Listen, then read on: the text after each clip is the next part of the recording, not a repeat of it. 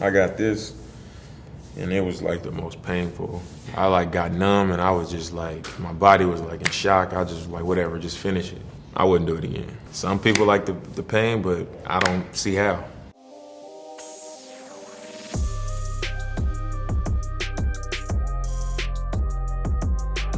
My first tattoo is this one right here on my upper arm. And it's like, you know the Warner Brothers, like the WB sign? It's the same thing as that, but it's Lillard Brothers. So me and my brother both got this same tattoo. That was the first one I got. I was 18. My mom would never let me get tattoos. Like I always wanted to like get a tattoo, but she never let me do it. She was like, yeah, when you graduate high school, you can do what you want to do. Kind of had that type of attitude about it. And then when I was going to school, we flew to Utah. We set my dorm up, and then we went to the mall just to like look around, and there was a tattoo shop in there. And I was like, let me get a tattoo. My mom was like, all right, let's do it. I'm with you. Get your first tattoo. I'll make sure it's a clean shop and that they do it right and all this stuff. So we went in there. I got the tattoo, and then she dropped me off at the volleyball game the day before school started. She paid for it too. I went and got this one right after that, and this one says Certified Fly Guys. All my friends, they all got the same tattoo. Like that's just what we would call ourselves as a group. A lot of them, because it goes from my brother to Stevie Johnson, played football at junior college football with my brother and went to Kentucky. Then he played in the NFL for like 10 years. So he was one of the best receivers in the league, and like he got the same tattoo. Everybody's tattoo kind of had wings around like this CF in some way. It looked different, but this was just the design that I liked, so I got this one. I started to feel like I was like off balance. So I had like this one, and I was like, man, I got these two, but then like I don't have nothing over here. I think I went home during Christmas, my freshman year in college. During the time I was there, like went to church, and like one of the scriptures covered in that sermon was this scripture, Psalms 37, verse 1-6. You know, it sat right with me. You know, I felt like it was a little bit about my story with how he went into the scripture and then how he talked about it. You know, just have faith in living right and doing right, you know, and being a good person. Over time, it'll shine through. I felt like that was my position, you know, not getting recruited in high school, going to a small college. But I always felt like I was like the best. I always thought I was one of the top players in high school. Even in college, I thought that, but I felt like people wouldn't acknowledge it or they didn't recognize it. I felt a strong way about it. So I was like, cool, that's gonna be my next tattoo. I literally sat there and got this all in one sitting. At first, I just had like the words, and it was like just this one line around it. It took like 2 hours. I came over here and I got my sister's name and I got my mom's name, and I didn't want it to be like a gap between this and this, so I put the clouds in there. And when I got the clouds in there, I was like, man, this look plain. So then they kind of like started putting the tears in it, and then they put the sun around it, like on both sides. And then in this one, it was a gap, so I got these stars right here like this, and I actually like connected these two. And then I put like something over my shoulders. Before I knew it, I had 2 half sleeves, and like my arms was full. Like I even did the back. Forever blessed with the basketball. This one is like a torch for like Oakland point guards. So it's like me, Gary Payton, Jason Kidd, Brian Shaw. So it's like a torch, and I got my name like under the firelight.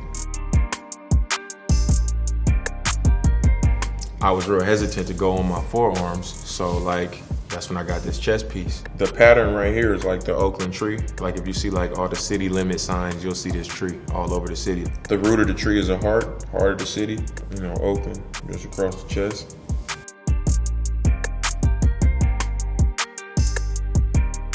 Right here and right here was done by one person. Same person did this one and this one, and then a guy in Oakland actually did this Oakland torch.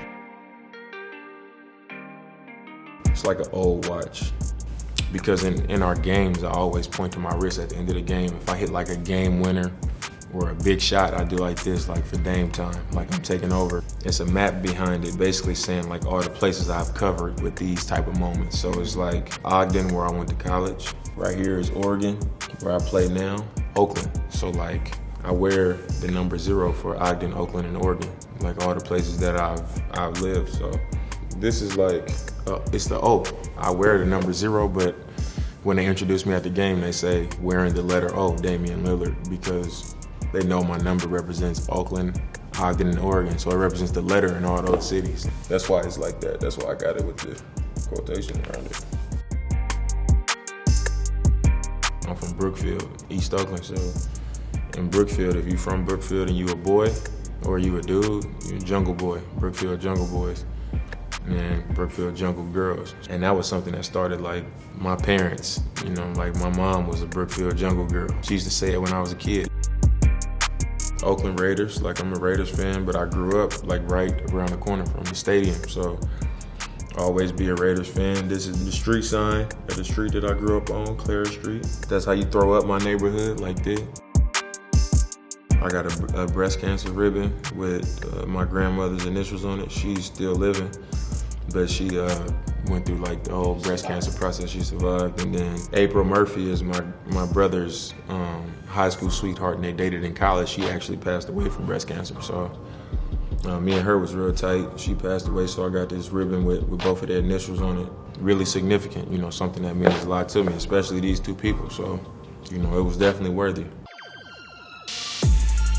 Right here, right, obviously this say town biz. People from Oakland we call Oakland a town. Whenever you like do something like how I behave or how I might handle a situation, it's like town business. Like everybody say that. So right here it say town biz, and right here it say it takes a village. So this is like the Rushmore for me.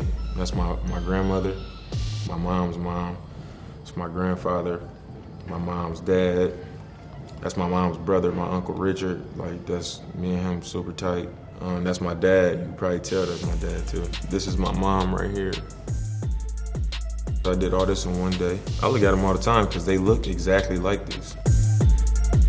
When I get an idea of a tattoo, I just make sure I sit with it for a little while just to make sure it's good. Like, that's what I really want to go with. Obviously, it got to mean something to me off the rip. I sit with it to see, like, over time, am I going to still think the same with this idea, or am I just in the moment right now excited about something? Like, for example, this tattoo, like, when I first thought of it, I was like, man, like, I was thinking about, like, all of the heroes and, you know, the iconic people who paved the way for us to live the way we live today as African Americans. You know, I'm thinking about Sojourner Truth, to Martin Luther King, to Rosa Parks, to Malcolm X, to Jackie Robinson, to Muhammad Ali, like athletes, civil rights movement, slavery. Without them, you don't know what the world would be today for us as African Americans. So I thought for a moment about, I might put like some of those people, you know, on my arm. And then talking to the tattoo artist, I was like, man, I got people in my life that I wouldn't be who I am, period, if it wasn't for these people, you know. So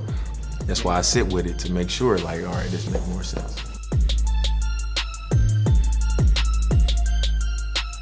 I got a microphone on my back.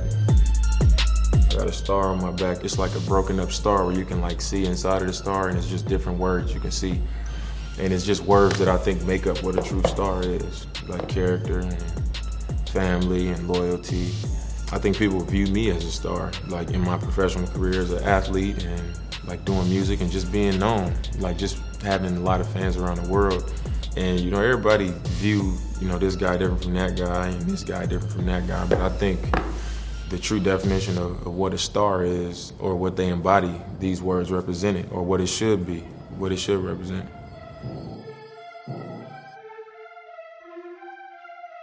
This crown right here is for my son.